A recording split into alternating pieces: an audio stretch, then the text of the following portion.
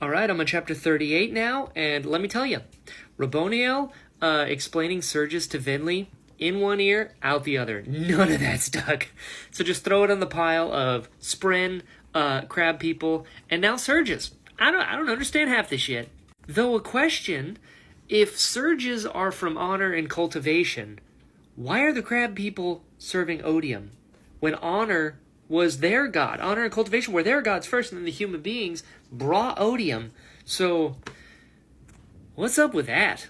Also, Adolin, Shallan, and the team, they've been at Shadesmar for 30 days? That seems like a long time. Shallan starting to think that she is the made-up personality? Yikes. I love that Kaladin is now the therapist. He's the guy that works at Wounded Warrior who goes and meets with the new patients. This is incredible.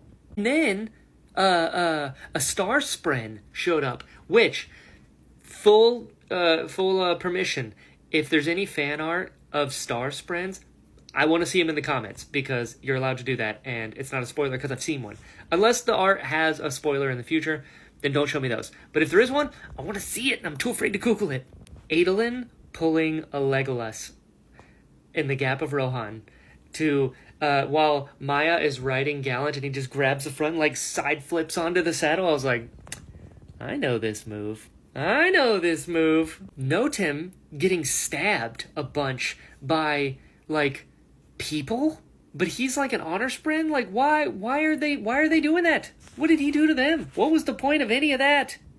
Adolin, my boy, facing down 20 people is so badass. What a guy. What a guy. And immediately, the first thing he does is blocks a spear and cuts a dude's head off to start the party. Whoo!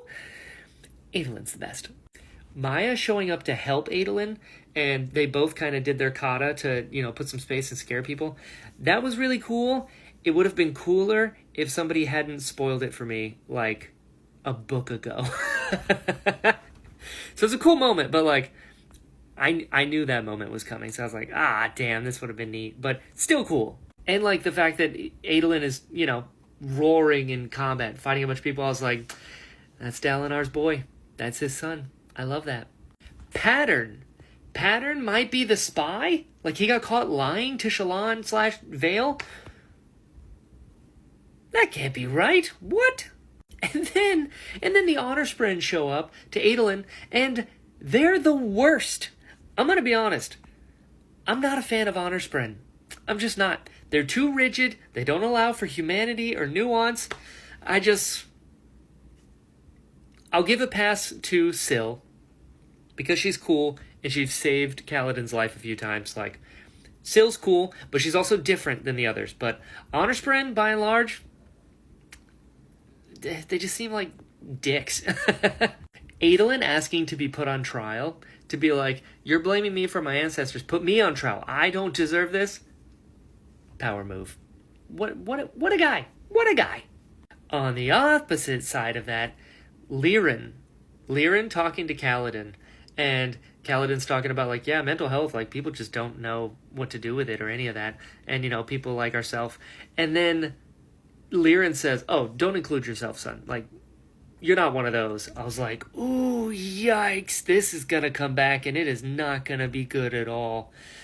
Ooh. And then, on a Vinley chapter, some fused can, like, melt into the rock like Kitty Pryde from X-Men. That's crazy, and that would suck so bad to fight. And if you didn't know they could do that, that would suck even worse. You're, like, walking down the hallway and they pop out and get you. Nope. Also, something crazy's happening, and I feel like I should know what's going on, but it kind of caught me by surprise. So if I don't know what's happening here, somebody please explain it to me. If I'm not supposed to know what's happening right here, don't. But this is pretty wild. So Raboniel suddenly dashed through the center of the frenetic scramble. The others were all limbs and shadows, but she was somehow hallowed in the crimson light. Oh, it's haloed. Haloed by the crimson light of the Everstorm behind. Raboniel stepped directly into a spear strike, though when the weapon rammed into her, it immediately transformed to dust. Okay, but then it gets crazier. She sidestepped the soldier and approached a human woman at the side of the cavern. The woman was fumbling with a glowing ruby. You mean like a span reed ruby? Raboniel's thin blade, shorter than a sword but narrow and pointed like a spike, rammed up through the human woman's chin. Yikes. But here, Raboniel yanked her blade free, then turned back toward the soldier who had pulled out his side knife.